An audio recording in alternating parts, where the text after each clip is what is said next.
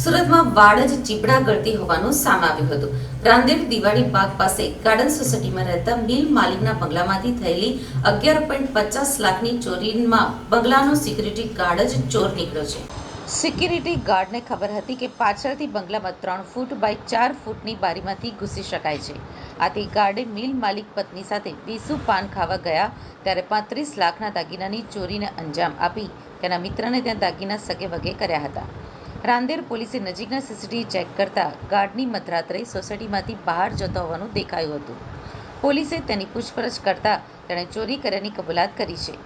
બંગલાના માલિકે ગાર્ડને પરિવારના સભ્યની જેમ જ રાખ્યો હતો. છેલ્લા 3 વર્ષથી તે નોકરી કરતો હતો અને તેનો 10,000નો માસિક પગાર, રહેવાની સગવડ તેમજ ગાડીઓ સાફ કરવાના અલગથી 3,000 અપાતા હતા. રાંદેર પોલીસે 19 વર્ષીય ગાર્ડ અલ્તાફ શાહ સાંડુ શાહ ફકીર અને ચોરીના દાગીના વેચાણ કરનાર સિવિલ કોન્ટ્રાક્ટર ઝકરિયા નૂરુલ હક અંસારીને ઝડપી પાડીને એમની સાથે 35 લાખના દાગીના કબજે કર્યા છે. 22મી તારીખે રાત્રે મિલ માલિક પત્ની સાથે પાન ખાવા માટે વેસુ ગયા હતા અને પોણા 2 કલાકમાં તેમના ઘરમાંથી તસ્કરોએ 21 તોલાના સોનાના દાગીના અને 50,000 રોકડ મળીને 11.50 લાખની ચોરી કરીને ફરાર થઈ ગયા હતા અને ઘરમાંથી મરચા પાવડરના પેકેટ પણ મળ્યા હતા. રાંદેર પોલીસ સ્ટેશનમાં ગઈકાલે એક ઘરફોડ ચોરીનો ગુનો દાખલ કરવામાં આવેલો, જેમાં ફરિયાદીએ એમના ઘરમાંથી ચાંદીના દાગીના અને એની ચોરી થયેલાની રજૂઆત કરેલી. એ બાબતે રાંદેર પોલીસ દ્વારા તપાસ કરવામાં આવેલી, જેમાં સીસીટીવી ફૂટેજ અને હ્યુમન રિસોર્સનો ઉપયોગ કરેલો. એ આધારે એમના ત્યાં જે ચોકીદાર તરીકે ફરજ બજાવે છે અલ્તાફ શાહ કરીને, એના ઉપર ડાઉટ ગયેલું અને એ આધારે એને બોલાવી અને પૂછપરછ કરવામાં આવેલી.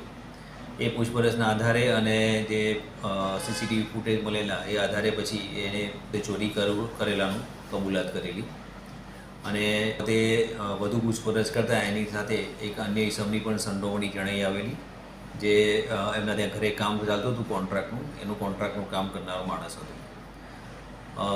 તપાસ દરમિયાન જે ગુનાના કામે મુદ્દામાલ ગયો હતો એમાં સૌપ્રથમ પહેલાં એમણે 11 લાખની રજૂઆત કરેલી અને ત્યારબાદ એમની દીકરીના દાગીના મોટાભાગે ગયેલા હતા, તો એમના દીકરીથી પૂછપરછ કરી અને એમને બીજા પણ દાગીના જે ગયા હતા, જે એમની દીકરી મૂકીને ગઈ હતી, એ આધારે 35 લાખના દાગીના એના થેલામાં હતા એવી વાત કરેલી. ગુનાના કામે જે આરોપી પકડાયા છે એણે પોતે અગાઉ પણ 10 દિવસ પહેલાં પણ ઘરમાંથી એ જે બે દાગીના ચોરી કરેલા અને એને એક ઈસમ મારફતે સહારોપી છે એના મારફતે વેચાણ કરેલું અને એમાં 17,50,000 રૂપિયા જેવો દાગીનાની કિંમત મળેલી.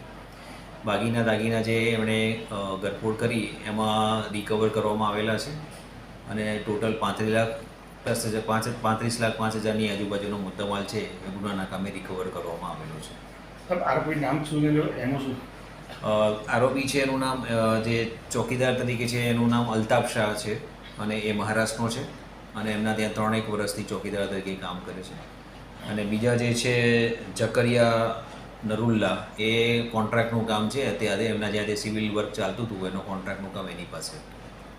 ગુના કર્યા અને અત્યારે પૂછપરછ કોઈ ગુનામાં સંડોવણી જણાયેલી નથી, પણ મહારાષ્ટ્રના છે એટલે વિગત ચેક કર્યા પછી આ અંગે માહિતી મળશે. સર, ડાયરેક્ટ ટાર્ગેટ કર્યો છે કે પછી કોઈ? નહીં, એણે સૌ પહેલાં જ્યારે 10 દિવસ પહેલાં એણે ઘરમાંથી ચોરી કરેલી ત્યારે એમના જે ઘરમાં ચાવી હશે કબાટની અને ઘરવાળા બધા બહાર હતા, તે દરમિયાન જે ચાવી હતી એ ચાવી આધારે કબાટ ખોલી અને 2 સેટ એમણે ચોરી કરેલા અને જે ચોરી કરી એમાં એણે જે આપણે ટીવીનું જે કાચ લગાવેલો એ કાચ ખોલી અને ઘરમાં પ્રવેશ કરેલો અને લોખંડના સળિયાથી એણે કબાટ ખોલી અને દાગીનાની ચોરી કરેલી છે.